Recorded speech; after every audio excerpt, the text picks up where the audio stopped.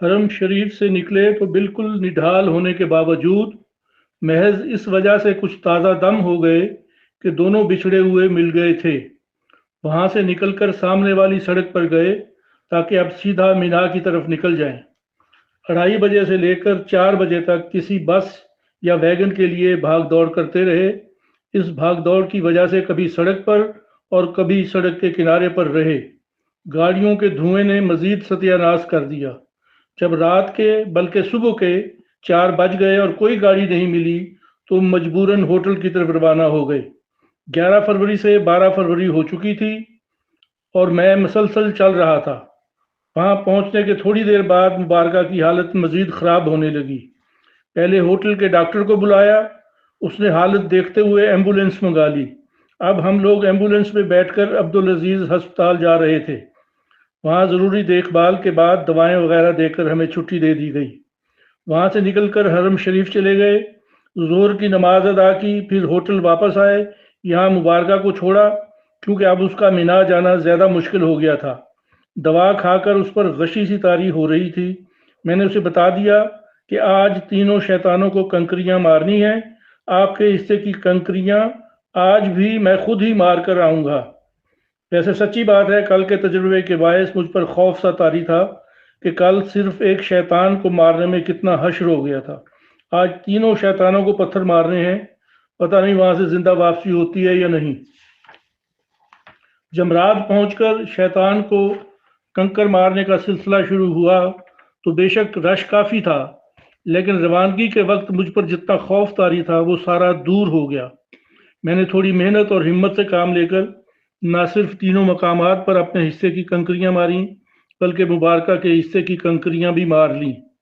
इस बार यह भी अंदाज़ा हुआ कि हजूम के बायस जो हलाकतें होती हैं, इसमें हजूम की ज़्यादती से ज़्यादा बद इंतज़ामी का दखल है। जहां से लोग पत्थर मारने के लिए जा रहे हैं, वहीं से वापस आ रहे हैं। कोई लाइन या तरतीब नहीं है। बस जब एक तरफ का छोटा सा हजूम और मुखालिफ समत का छोटा सा हजूम बराबर की जोर आजमाई शुरू कर देता है तो फिर कुचले जाने से या दम घुटने से अमवात हो जाती हैं। मैं इंतहाई माजरत के साथ लिख रहा हूँ कि अगर जर्मनी की किसी कंपनी को इसका इंतज़ाम सौंप दिया जाए तो ये लोग ऐसी सेटिंग कर देंगे कि लाखों की तादाद के बावजूद हुज्जाज कराम इत्मीनान से इस मरहला से गुजर सकते हैं। जितनी अमवात भी होती हैं महज बद इंतज़ामी की वजह से। मुझे अंदाज़ा नहीं था कि 3 शैतानों से इतनी आसानी से गुलू खुलासी हो जाएगी। वहां से निकला तो इत्मीनान से सड़क के किनारे लगी हुई आरजी दुकानों को देखता चला। अपनी पसंद की चंद चीज़ें भी खरीद लीं। वापसी के लिए एक वैगन में जगह मिल गई और मैं शैतानों को कंकर मारकर मीना की बजाय इत्मीनान से वापस मक्का पहुंच गया। उसूलन हमें ये दिन मीना के खेमों में गुजारने चाहिए थे, लेकिन मुबारका की हालत के पेश नज़र होटल में क्याम करना पड़ रहा था। मीना में हम 2 रातें ही गुजार सके थे, जबकि एक रात मुजदलफा में गुजरी थी। शैतान को दूसरे दिन पत्थर मारने के तजर्बे के बाद मुझे काफ़ी तसल्ली हो गई थी और 13 फरवरी 12 जिलहज को मैं होटल से निकलने से पहले जूतों के तस्मे बांधते हुए डायलॉग मारते हुए कह रहा था, ओए शैतानों तैयार हो जाओ, मैं आ रहा हूं। लेकिन जब जमरात पहुंचा तो रमी जमरात, ये शैतानों को कंकरियां मारने का अमल, उसे रमी जमरात कहते हैं, 10 जिलहज से भी ज्यादा सख्त साबित हुई। लगता है शैतान मेरे ललकारने का बुरा मान गए थे। इस बार रश इतना ज्यादा था कि एक मरहला पर तो मुझे सचमुच अपना दिल बैठता हुआ महसूस हुआ और लगा कि मैं गया। अगरचे शैतान को मारने में बुरी तरह निढाल हो गया, लेकिन फिर भी जैसे तैसे ये काम मुकम्मल हो गया। जमरात से वापसी में भी मुश्किल हो गई। आज शैतान को कंकरियां मारने का आखिरी दिन था और रिवायात के मुताबिक मीना में मुकीम हुज्जाज की अक्सरियत आज ही गुरूब आफ्ताब से पहले हदूद मीना से निकल जाना चाहती थी। इसीलिए वहां से वापसी के लिए कोई गाड़ी नहीं मिल रही थी। पैदल चलने वालों के कई कारवां रवां दवां थे। मुबारका साथ नहीं थी तो मुझे लगा कि मैं अकेला पैदल चलकर हरम शरीफ तक पहुंच ही जाऊंगा। सड़क के किनारे किनारे बहुत से लोग पैदल जा रहे थे। मैं भी उस तरफ चलने लगा। आधे घंटे के सफ़र के बाद एक स्कूटर वाला मेरे करीब आकर रुक गया। यह कोई बंगाली नौजवान था। اس سے ہوٹل تک پہنچانے یا حرم شریف تک پہنچانے کی بات ہوئی۔ 30 ریال میں معاملہ طے پایا۔ یوں میں نسبتاً کم تکلیف کے ساتھ ہوٹل پہنچ گیا، مبارکہ کو تسلی دی، کچھ دیر آرام کیا۔ پھر ہم عشاء کی نماز کے لیے حرم شریف کی طرف روانہ ہوئے۔ مبارکہ نے ہمت کر لی تھی کہ جیسے تیسے حرم شریف چلنا ہے۔ نماز عشاء کے بعد 9:30 بجے تک ہم صحن کعبہ میں بیٹھے رہے۔ اتنے بے پناہ رش کے باوجود صحن کعبہ میں بیٹھ کر اتنی دیر تک دیدار کعبہ کی سعادت مل جانا بہت بڑی بات تھی۔ پھر طواف کرنے والوں کا دائرہ وسیع ہونے لگا تو ہمیں صحن کعبہ سے پیچھے ہٹنا پڑا کہ طواف کرنے والوں کا حق فائق تھا۔